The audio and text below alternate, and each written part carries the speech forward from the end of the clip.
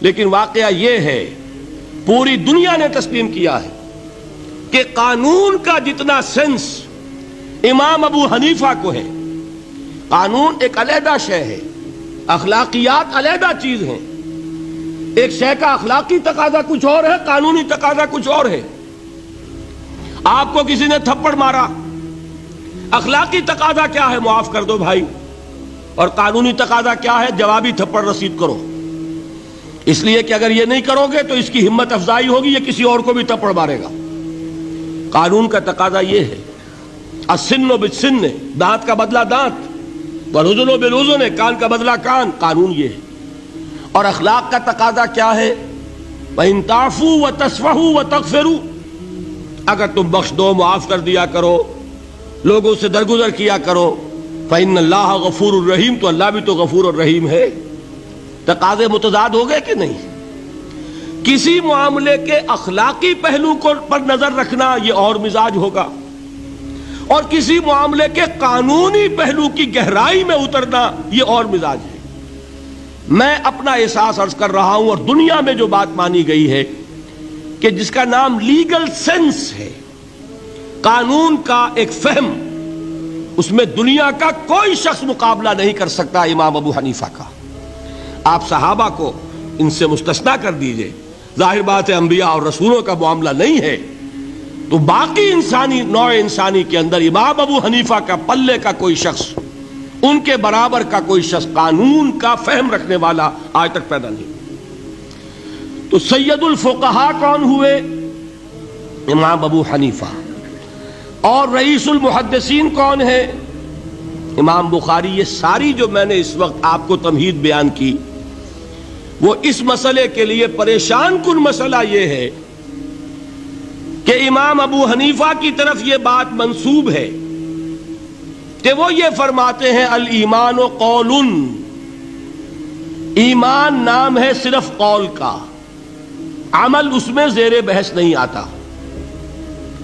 ولا یزید ولا ینقص، وہ ایمان نہ گھٹتا ہے نہ بڑھتا ہے۔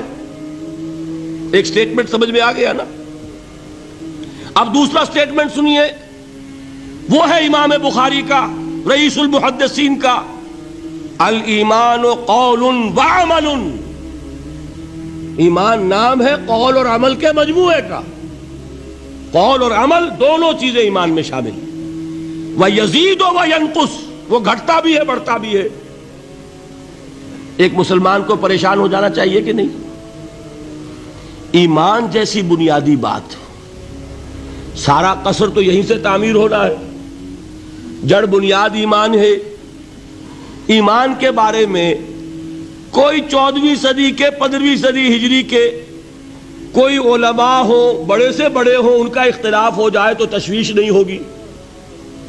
یہ کن کے درمیان اختلاف ہو رہا ہے؟ رئیس المحدثین امام بخاری اور سید الفقہاء امام ابو حنیفہ۔ اور کتنا بنیادی اختلاف، بظاہر متضاد باتیں، بظاہر کہہ رہا ہوں میں نے کہا تھا مجھے پہلے آپ کو پریشان کرنا ہے، پھر تاکہ آپ کی سمجھ میں بات آئے یہ پریشانی رفع کیسے ہوتی ہے، اسی سے علم میں اضافہ ہوتا ہے۔ بات جو ہے وہ گہرائی کے ساتھ سمجھ میں آتی ہے کہ مسئلہ پہلے سامنے ہو۔ مسئلے کی اہمیت سامنے نہیں ہوگی تو آپ توجہ اتنی نہیں کریں گے۔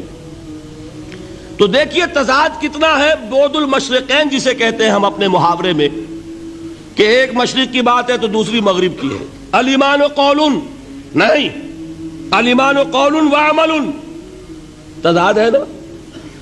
لا یزید ولا ینقص، نہیں، یزید وینقص۔ تو یہ تو معلوم ہوتا ہے کہ بہت زبردست اختلاف ہے جو حل نہیں ہو سکے گا۔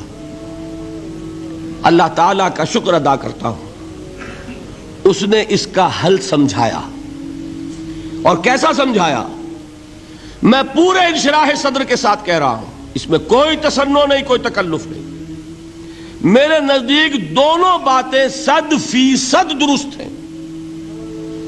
یہ نہیں کہ 50% یہ درست 50% وہ درست، نہیں، یہ بھی 100% درست، یہ بھی 100% درست۔ فرق کیا ہے؟ محل مختلف ہے۔ امام ابو حنیفہ قانونی ایمان کی بات کر رہے ہیں، اور امام بخاری حقیقی